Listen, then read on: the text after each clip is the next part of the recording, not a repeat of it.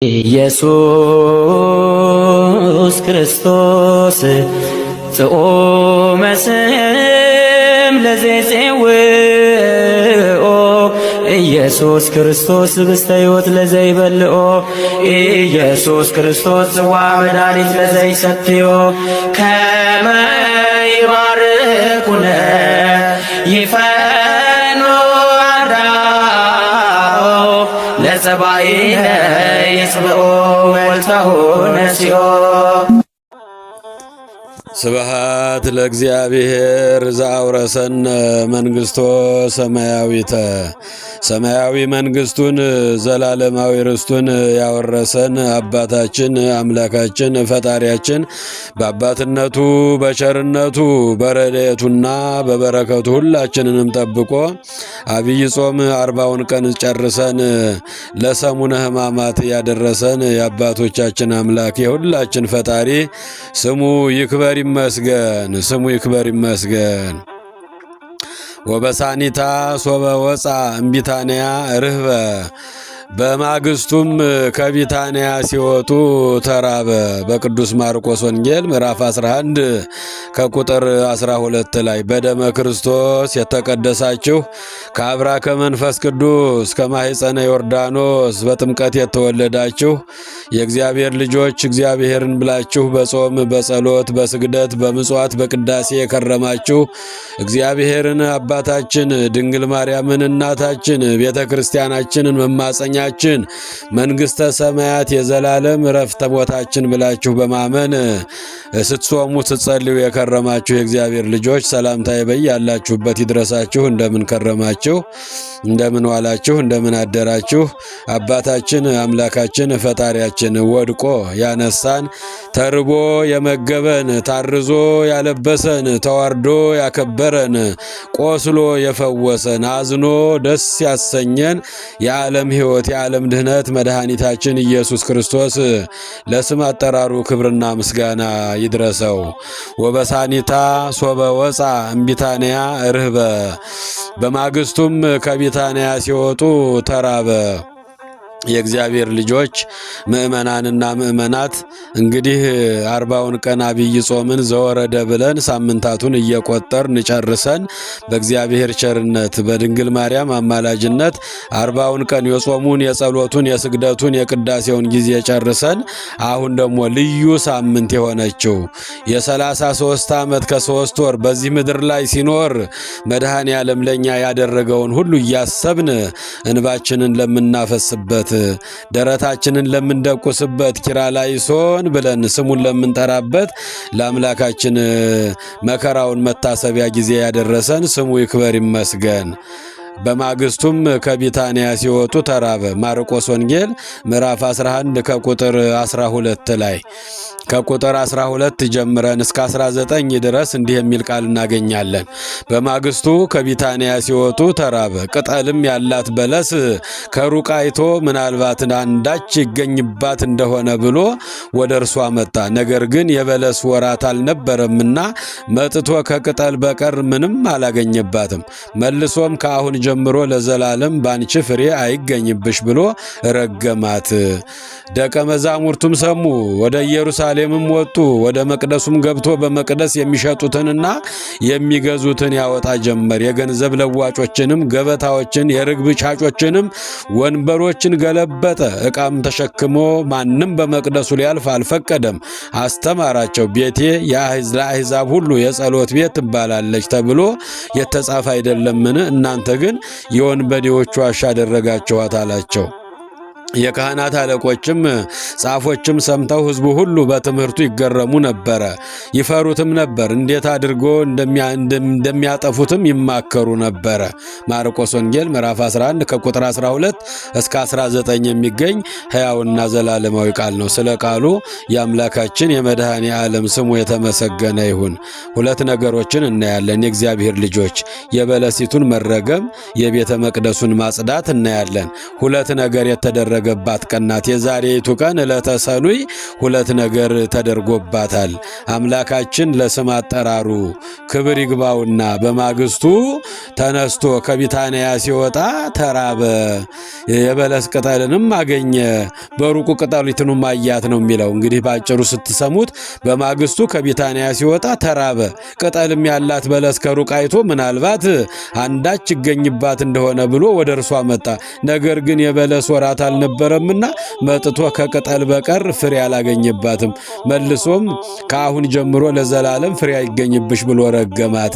በለሲቱም ደረቀች ነው። እንግዲህ ባጭሩ የእግዚአብሔር ልጆች ምእመናን አሁን መርገመ በለስና አንጽሖተ ቤተ መቅደስን እናያለን። ዕለተ ሰኑይ የተፈጸመው ይሄ ነው። ተራበ የሚለው ቃል በእውነት ለእግዚአብሔር ባህሪ የሚስማማው አይደለም። የእግዚአብሔር ልጆች ተራበ ማርቆስ ወንጌል 11 ቁጥር 12 ላይ አራቱም ወንጌላውያን ጽፈውታል። እግዚአብሔር የሚራብ እግዚአብሔር የሚጠማ አምላክ አይደለም። ፍጥረታቱን ሁሉ በፀሐይ አብስሎ በዝናብ አብቅሎ በነፋስ ለይቶ የሚመግብ አምላክ ነው። ፍጥረታቱን ሁሉ ሳይረሳ ለተራቡት ምግብ ለተጠሙት ውሃ የሚያዘጋጅ አምላክ ነው። እግዚአብሔር አምላክ የሚራብ አይደለም፣ ግን ተራበ ይላል። ሊቀ ነቢያት ሙሴም አምላካችን ኢየሱስ ክርስቶስን ጠይቆታል። ከዕለታት አንድ ቀን ባህር የከፈለው ደመና የጋረደው መና ከሰማይ ያወረደው እስራኤላውያንን ከግብፅ ባርነት ከፈርዖን ግዛት ነፃ ያወጣቸው ሊቀ ነቢያት ሙሴ ከአምላኩ ከእግዚአብሔር ጋር ይነጋገር የነበረው አምላኩን ፈጣሪውን ከባለሟልነቱ የተነሳ እንዲህ ብሎ ጠየቀው። ጌታ ሆይ አለው፣ ትበላለህን? ትጠጣለህን? ትራባለህን? ብሎ ጠይቆታል። አዎ ይርበኛል፣ እበላለሁ፣ እጠጣለሁ ብሎም አምላካችን መለሰለት። ለስም አጠራሩ ክብር ይግባው። የእግዚአብሔር ልጆች እየሰማችሁ ይሆን? ከቃሉ ጋር ናችሁ? ትበላለህን? ትጠጣለህን? እንደ ሰው ይርባሃልን? አለው። አዎን እበላለሁ፣ እጠጣለሁ፣ ይርበኛል አለው። ምንተ ትበል ወምንተ ትሰቲ? ምንድነው ምግብህ? ምንድነው መጠጥህ? ጌታ ሆይ እባክህ ንገረኝ ብሎ ሙሴ አምላኩን እግዚአብሔርን ጠየቀው ይላል በትርጓሜ አባቶቻችን ተርጉመውልናል። የእግዚአብሔር ልጆች ምንተ ትበልዕ ወምንተ ትሰቲ? ምን ትመገባለህ? ምንስ ትጠጣለህ? እባክህ ንገረኝ አለው። ጌታችንም አምላካችንም ለስም አጠራሩ ክብር ይግባውና እንዲህ ብሎ መለሰለት። ኃጥእ አመይኔስህ መብልዕየ ውእቱ ወእመይ ግዕር በእንተ ኃጢአቱ ስትየ ውእቱ። ኃጢአተኛ ሰው በደለኛ ሰው የካደኝ ያሳዘነኝ ከሕጌ ከትእዛዜ ወጥቶ የኖረ ሰው ተጸጽቶ ንስሐ ገብቶ ተመልሶ ወደ እኔ ተመልሶ በሚያለቅስ ጊዜ ወደ እኔ በሚመለስ ጊዜ ያንን እመገባለሁ፣ በሚያለቅስ ጊዜ ያንን እጠጣለሁ። የእግዚአብሔር ልጆች የእግዚአብሔር ምግቡ ንስሐ ገብተን ወደ ፈጣሪያችን ስንመለስ ያን ጊዜ እግዚአብሔር ይመገባል፣ ያን ጊዜ እግዚአብሔር ይጠጣል ይበላል እንጂ ምድራዊ ምግብ የበለስ ፍሬ አይደለም። የእግዚአብሔር ምግቡ ይህ አይደለም። በምሳሌ ሊያስተምረን የፈለገው ነገር ስላለ ነው። በማግስቱ ከቢታንያ ሲወጡ ተራበ። የተራበው ሰው ነው። የተራበው ፍቅር ነው። ያጣው ሰው ነው። የተቸገረው ሰውን ነው። የእግዚአብሔር ልጆች ምእመናንና ምእመናት ኃጥእ አመይኔስህ መብልዕየ ውእቱ። ኃጢአተኛውና በደለኛው ሰው ተመልሶ ተጸጽቶ ንስሐ ሲገባ ያንን እመገባለሁ። ወእመይ ግዕር በእንተ ኃጢአቱ ስትየ ውእቱ። ኃጢአቱን አስቦ ንስሐ ገብቶ እንባውን ሲያፈስ ሲያለቅስ ያንን እጠጣለሁ አለ። ለሊቀ ነቢያት ሙሴ አምላካችን የነገረው ሰው ሲጸጸት ንስሐ ሲገባ ወደ እሱ ሲመለስ ያን እንደሚመገብ ያን እንደሚበላ ያን እንደሚጠጣ ያ ሰው ደግሞ ከሱ ሲርቀው እንደሚራብ እንደሚጠማ አምላካችን ኢየሱስ ክርስቶስ ነግሮታል። የእግዚአብሔር ልጆች ዕለተ ሰኑይ እንግዲህ ይህ ቀን አንጽሖተ ቤተ መቅደስ መርገመ በለስ ተብሎ ይጠራል። በለሲቱ የተረገመችበት ቤተ መቅደሱን ያጸዳበት ወደ መቅደሱ ሲገባ ሻጮች፣ ለዋጮች፣ ነጋዴዎች በእውነት ተሰብስበው በደጃፉ ተቀምጠው ሲጨጡ ሲሽለውጡ ሲቸረችሩ አግኝቷቸው ቤቴ የጸሎት ቤት ተብሎ ይጠራል፣ እናንተ ግን የነጋዴዎች ዋሻ የቀማኞች መሸሻ አደረጋችሁት ብሎ እየገለበጠ እየገረፈ ጅራፍ አንስቶ ከቤተ መቅደስ ነጋዴዎችን፣ ሻጮችን፣ ለዋጮችን ያስወገደ የተወገደበት ቀን የምናስብበት ቀን ነው። ዕለተ ሰኑይን ስንሰግድ፣ ስንጾም፣ ስንጸልይ አምላካችን ወደ ቤተ መቅደስ የገባበት ቤተ መቅደሱን ያጸዳበት ቀን ነው። ቤተ መቅደሱ የኛ ሰውነት ነው። የእግዚአብሔር ልጆች ምእመናንና ምእመናት የኛ ሰውነት ቤተ መቅደስ ነው። ቅዱስ ጳውሎስ እኛ የእግዚአብሔር ቤተ መቅደስ ነን ብሎናል። ይሄ ቤተ መቅደስ ረክሶ ቆሽሾ በኃጢአት በበደል በክፋት በቅናት በምቀኝነት በተንኮል አያችሁ የእግዚአብሔር ልጆች በዚህ ቆሽሾ ካገኘው እግዚአብሔር አምላክ ጅራፍ አንስቶ የማይገርፍበት ምንም ምክንያት የለውም። እግዚአብሔር ይመጣል፣ ወደ መቅደሱ ይመጣል። ይሄ ሰውነት የሱ ሰውነት የሱ ማደሪያ ነው። አካለ ክርስቶስ ነው። የሰው ሰውነት የእግዚአብሔር አካል ነው። አካሉ ቆሽሾ እንደ ቤተ መቅደሱ እንደ ነጋዴዎቹ፣ እንደ ሻጮቹ፣ እንደ ለዋጮቹ በብዙ ክፋት ተሞልተን እንዳያገኘን ጠንቀቅ ማለት ይገባል። ይህ ዕለት አንጽሖተ ቤተ መቅደስ መርገመ በለስ የተፈጸመበት ዕለት ነው። የሆሳዕና ዕለት ቤታንያ አድሮ በማግስቱ ከቢታንያ ሲወጣ ተራበ። ማርቆስ ወንጌል 11 ከቁጥር 11 ላይ ቅጠል ያላት በለስን ከሩቅ አይቶ ወደ በለሲቱ ቀረበ። ነገር ግን ከቅጠል በቀር አንዳች ፍሬ ነገር አላገኘባትም። ከዛሬ ጀምሮ ለዘላለም ፍሬ አይገኝብሽ ብሎ ረገማት። በለሲቱም ደረቀች፣ እርግፍ አለች፣ ወደቀች ይላል የእግዚአብሔር ልጆች። በለስ የተባለች ቤተ እስራኤል ናት። ፍሬ የተባለች ሃይማኖት፣ ምግባር፣ በጎ ሥራ ናት። ጌታ ከሰማይ ሰማያት ወርዶ ከድንግል ማርያም ተወልዶ ከእስራኤላውያን ተወልዶ ሰው ሆኖ መጥቷል። ቀድሞ የበኩር ልጆቼ ካላቸው ከእስራኤል ፍቅርን፣ ሃይማኖትን፣ ምግባርን ፈለገ። ሊያገኝባቸው አልቻለም። ደርቀው ተገኙ። ባዶ ሆነው ተገኙ። አያችሁ የእግዚአብሔር ልጆች የእስራኤል እግዚአብሔር ልጅ መባልን እንጂ ደግ ሰው አይገኝብሽ ብሎ ረገማት። በመርገሙ ምክንያት እርሱ ከለያቸውና ከመረጣቸው በስተቀር ደግ ሰው በዚያች ሀገር ላይ ጠፋባት። ሁለተኛይቱ በለስ በኦሪት ትመሰላለች። በለስ ብሂል ኦሪት ናት። በለስ ማለት ኦሪት ናት። እሱ ከልዕልና ወደ ትሕትና ሥጋ ለብሶ ሰው ሆኖ ሲመጣ ኦሪትን በዚህ ዓለም ሰፍና ቢያገኛት ኦሪትና ነቢያትን ልሽር አልመጣሁም ልፈጽም እንጂ ማቴዎስ ወንጌል ምዕራፍ 5 ቁጥር 17 ላይ በማለት ፈጸማት። ሕገ ኦሪትን ከመፈጸም በቀር በእርሷ ድህነት አላደረገባትምና ፍሬ ባንቺ አይሁን አላት። ድህነት ባንቺ አይደረግብሽ አላት። እንደ መድረቋ ፈጥና አለፈች። ሦስተኛው የበለሱ ምሳሌ በለስ ኃጢአት ናት። ጌታ የባህሪ ክብሩን ትቶ ነውር ነቀፋ ሳይኖርበት ኃጢአት በደል ሳይገኝበት ወደ ውርደት፣ ወደ ሞት፣ ወደ መስቀል ሞት፣ ወደ መከራ ሞት ሲመጣ የበለስ ቅጠል ሰፊ እንደሆነች ሁሉ ኃጢአት በዚህ ዓለም ሰፍና አገኛት። በለስ ሲበሉት ይጣፍጣል፣ ቆይቶ ግን ይመራል። ኃጢአትም ሲሰሩት ደስ ደስ ያሰኛል፣ ኋላ ግን ያሳዝናል። ወደ እርሷም ሄደ፣ ከኃጢአተኞች ጋር ዋለ። ነገር ግን ኃጥእ ከመባል በቀር በመዋሉ ኃጢአት አለመስራቱ ለማመልከት ፍሬ አላገኘባትም አለ። በአንቺ ፍሬ አይገኝብሽ የሚለውም ከኃጢአት ፍዳ ተይዞ የሚቀር አይኑር ማለት ነው። ስትረገም ፈጥና መድረቋም በአዳም ምክንያት ያገኘችን ዕዳ በደል በእርሱ እንደጠፋችልን፣ በሞቱ ሕይወት እንደሰጠን፣ በውርደቱ እንዳከበረን፣ በቁስሉ እንደፈወሰን፣ ወድቆ እንዳነሳን፣ ታርዞ እንዳለበሰን ለመግለጽ ነው። የእግዚአብሔር ልጆች ምእመናን ከዚህ ቀጥሎ ወደ ቤተ መቅደስ ሄደ። ቤተ መቅደስ ቤተ ጸሎት፣ ቤተ መሥዋዕት መሆኑ ቀርቶ ቤተ ምስያጥ የንግድ ቤት፣ የሻጮች፣ የለዋጮች፣ የነጋዴዎች ቦታ ሆኖ ቢያገኘው ቤት የጸሎት ቤት ትባላለች።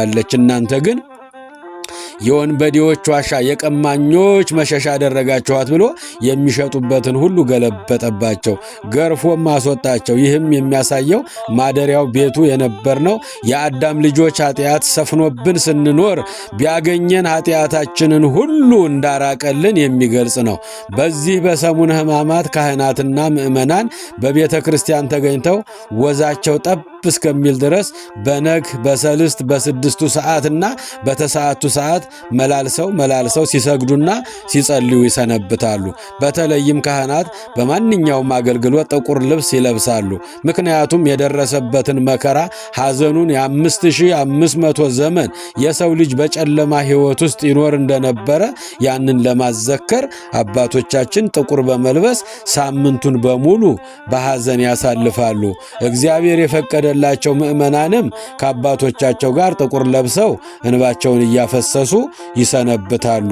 የእግዚአብሔር ልጆች ምእመናንና ምእመናት እንግዲህ ይቺ ሳምንት ይቺ ቀን መርገመ በለስና ሐንጾተ ቤተ መቅደስ ብለው አባቶቻችን በጎላው ለመናገር ቤተ መቅደሱን ያጸዳበት ያነጻበት፣ ነጋዴዎችን ሻጮችን ያስወጣበት፣ ሁለተኛው መርገመ በለስ በለሲቱን የረገመበት ቀን ነው። አይሁዶችን በዚሁ ቀን ሲማከሩ ውለው ሳይስማሙ ቀርተው ተለያይተዋል። የእግዚአብሔር ልጆች በሱ ላይ እሱን ለመስቀል እንስቀለው፣ እንግደለው፣ እናጥፋው፣ እናሰቃየው፣ እናንገላታው ከሰኞ የጀመረ ምክር ነው። ሰኞም ተማክረዋል፣ ማክሰኞም ተማክረዋል። በዚሁ መጠን በእውነቱ ይችን ቀን እንዲህ እያሰብናት እንሰነብታለን። እንግዲህ በዚህ ሳምንት ብዙ የምናዜማቸው የምንጸለያቸው ጸሎቶች አሉ። የመጀመሪያው ኪርያላይሶን እያልን ስሙን እንጠራለን። የአምላካችንን ስም ሳይተረጎሙ ወደኛ ቋንቋ ሳይተረጎሙ በቀጥታ የምንጠራቸው ስሞች ጎልተው የሚነገሩበት ሰዓት ነው። በሰሙነ ሕማማት የሚባሉ የአምላክ ስሞችና ትርጉማቸውን በመጠኑ እናይና እንጨርሳለን ትምህርታችንን። የመጀመሪያው ኪርያላይሶን ማለት ነው። ኪርያላይሶን ማለት አቤቱ ማረን፣ አቤቱ ራራልን ማለት ነው። ቃሉ የግሪክ ቃል ነው። ሳይተረጎም በቀጥታ የምንጠቀመው ቃል ነው። ኪርያላይሶን ማለት አቤቱ ማረን፣ አቤቱ ይቅር በለን ማለት ነው። በሁለተኛ ደረጃ እብኖዲ ማለት አምላክ ማለት ነው። የቅብጥ ቋንቋ የግብፅ ቋንቋ ነው። እብኖዲ ናይን አምላክ ሆይ ማረን ማለት ነው። በሶስተኛ ደረጃ ናይን እንላለን። ናይን ማለት እኛም ማረን ማለት ነው። የቅብጥ ቋንቋ ነው። ታኦስ እንላለን በአራተኛ ደረጃ። እነዚህ ያልተተረጎሙ በቀጥታም እንደወረዱ የምናገኛቸው ቃላት ናቸው። ታኦስ ማለት ጌታ አምላክ ሆይ ማለት ነው። ጌታ አምላክ ሆይ ቃሉ የግሪክ ቃል ነው። በአራተኛ ደረጃ ማስያስ ማለት ነው። ማስያስ ማለት መሲህ ማለት ነው። ቃሉ የዕብራይስጥ ነው። በአምስተኛ ደረጃ ኢየሱስ ማለት መድኃኒት፣ አዳኝ፣ ፈዋሽ ማለት ነው። በስድስተኛ ደረጃ ክርስቶስ። እነዚህ በሙሉ የሚጠሩ በአምስቱን ቀን ሙሉ በተደጋጋሚ ቀኑን ሙሉ ስንጠራቸው የምንውል ቃላት ናቸው። የእግዚአብሔር ልጆች ክርስቶስ ማለት ንጉሠ ሰማይ ወምድር መሲህ ማለት ነው። በሰባተኛ ደረጃ አማኑኤል ማለት ነው። አማኑኤል ማለት እግዚአብሔር ከኛ ጋር ሆነ ማለት ነው። በዘጠነኛ ደረጃ ማጸባኦት እንላለን። ጸባኦት ማለት የሰራዊት ጌታ አምላክ ሆይ ደግ ገዢ፣ ደግ ንጉሥ ማለት ነው። ቃሉም የግሪክ ነው። በአስረኛ ደረጃ አምኒስቲቲ ማለት አምኒስቲቲ ስንል ማለት በዕብራይስጥኛ ተዘከረን እግዚኦ አቤቱ በመንግሥት አስበኝ ወይም በመንግሥት አስበን ማለት ነው። በ11ኛ ደረጃ ሙኪሪያ እንላለን። በዕብራይስጥኛ ነው። እግዚኦ አቤቱ ጌታ ሆይ ማለት ነው። እሱም አቤቱ ጌታ ሆይ ራራልን ማለት ነው። በ12ኛ ደረጃ ሙአገያ በዕብራይስጥ ሲሆን በአረብኛ እሳታዊ ማለት ነው። በ12ኛ ደረጃ ሙዳ ሱጣ ማለት ነው።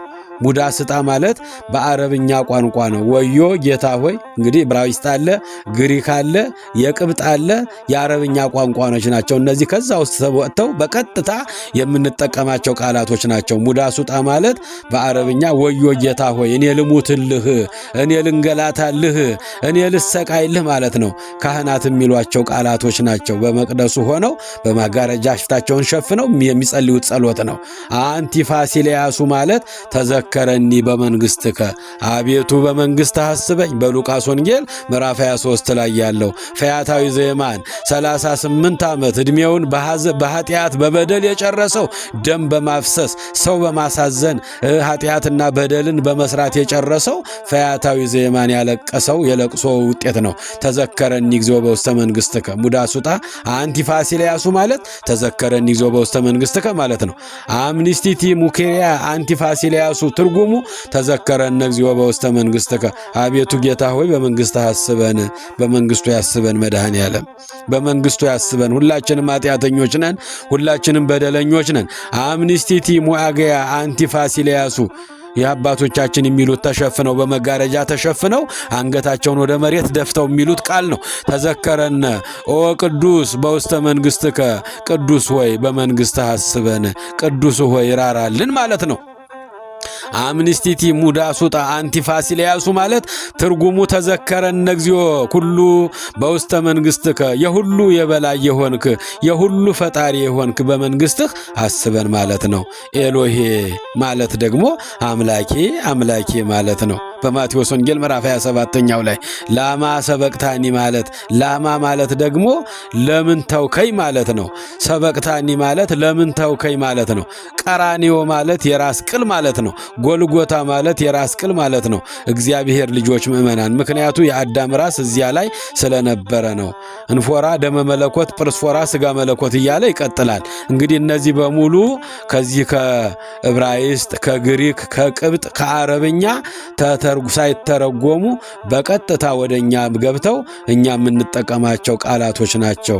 የእግዚአብሔር ልጆች ምእመናንና ምእመናት እንግዲህ ሰኞ አንጽሖተ ቤተ መቅደስ መርገመ በለስ ብለን እንናገራለን። ይህን እያሰብንም እናለቅሳለን። ዕለተ ሰሉይም እንዲሁ የጥያቄ ቀን፣ የትምህርት ቀን፣ ሰፊ ትምህርት አምላካችን የሰጠበት ቀን ነው።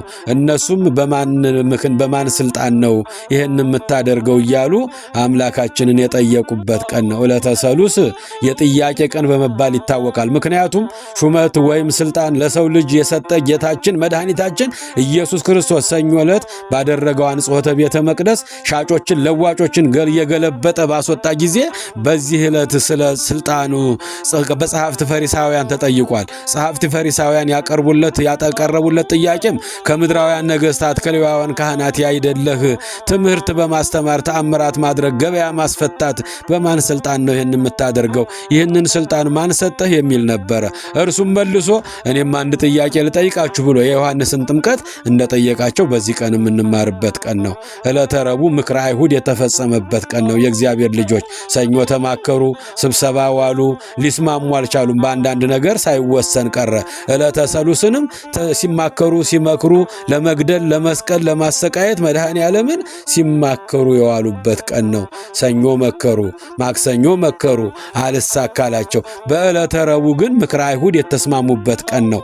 የተፈራረሙበት ቀን አሳልፈው ለመስጠት ለመስቀል ለመግደል አምላካቸው ኢየሱስ ክርስቶስ ሕይወታቸውን ለመስቀል አሳልፈው ለመስጠት ምክር የጨረሱበት ቀን ነው።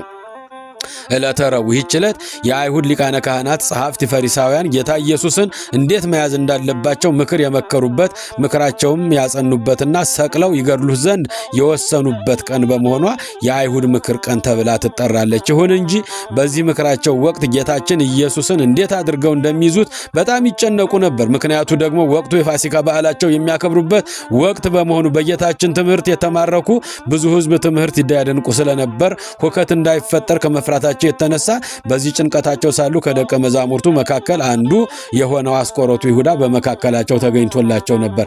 ኢየሱስንም እርሱ በመሳም አሳልፎ እንደሚሰጠው ለዚህ ተግባሩም 30 ብር ወረታውን እንደሚከፍሉት ከእነርሱ ጋር በመስማማት በምክራቸው ተባባሪ በመሆን ጭንቀታቸውን አስወግዶላቸዋል። በሶስት ወንጌላት ተጽፏል። ማርቆስ ወንጌል፣ ማቴዎስ ወንጌል ሰኞ መርገመ በለስ አንጽሖተ ቤተ መቅደስ፣ ማክሰኞ የጥያቄ ቀን አይሁዶች ጸሐፍት ፈሪሳውያን በማን ስልጣን ነው ይሄን የምታደርገው ብለው የጠየቁበት ቀን፣ ረቡዕ ደግሞ ሰኞ ተማክረው ማክሰኞ ተማክረው ሳይስማሙ የቀሩበትን ነገር በስብሰባ በውሳኔ መድኃኔ ዓለም ኢየሱስ ክርስቶስ ተላልፎ እንዲሰቀል እንዲገረፍ እንዲገደል ውሳኔ ያሳለፉበት ቀን ነው።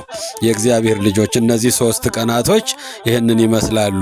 እንግዲህ አምላካችን ኢየሱስ ክርስቶስ ወደ ዕፀ በለስ ሄዶ ዕፀ በለሲቱን ፍሬ ባጣባት ጊዜ ለዘላለም ፍሬ አይገኝብሽ ብሎ እንደረገማት የእርግማን ድምፅ ሲያሰማት ቅጠሏ እርግፍ እንዳለ ከስሯም ወድቃ ተነቅላ እንደወደቀች ወደኛም ሕይወት ይመጣል። አምላካችን ኢየሱስ ክርስቶስ ወደኛ ሕይወት ሲመጣ ፍሬ እንዳያጣብን የሃይማኖት ፍሬ፣ የምግባር ፍሬ፣ የደግነት ፍሬ፣ የፍቅር ፍሬ እንዳያጣብን ሐዋርያው ቅዱስ ጳውሎስ እንደተናገረው ገላትያ ምዕራፍ 5 ቁጥር 22 ላይ ወፍሬሁሰ ለመንፈስ ቅዱስ የመንፈስ ቅዱስ ፍሬስ እነዚህ ናቸው: ደስታ፣ ሰላም፣ ትዕግስት፣ ፍቅር፣ ሂሩት፣ ቸርነት፣ ሃይማኖት፣ የዋህነት እነዚህን የመሳሰሉ የሚያደርግ ሰው እግዚአብሔር አምላክ ሲመጣ ፍሬ ያገኝበታል። የእግዚአብሔር ልጆች ሁላችንም እንግዲህ በበለስ የተመሰለው የኛ ሰውነት ነው፣ የኛ ሕይወት ነው። መድኃኔ ዓለም ሲመጣ ፍሬ እንዳያጣብን ልንጠነቀቅ ይገባናል። ወፍሬሁሰ ለመንፈስ ቅዱስ ፍቅር፣ ደስታ፣ ሰላም። ፍቅር እግዚአብሔር ነው። እስከ መጨረሻው እስከ ሞት የወደደን እሱ ነው። የምትወዱኝ ከሆነም ትእዛዜን ጠብቁ ነው ያለን። እርስ በርሳችሁ እኔ እንደወደድኳችሁ እርስ በርሳችሁ ከልብ ተዋደዱ፣ ከልብ ተፋቀሩ፣ ወንድሜ ወንድሜ እህቴ እህቴ ተባባሉ፣ ክፉ ክፉን ነገር ተጸየፉት ብሎናል። እንዋደዳለን የእግዚአብሔር ልጆች። አዎ የመንፈስ ቅዱስ ፍሬ ፍቅር ነው።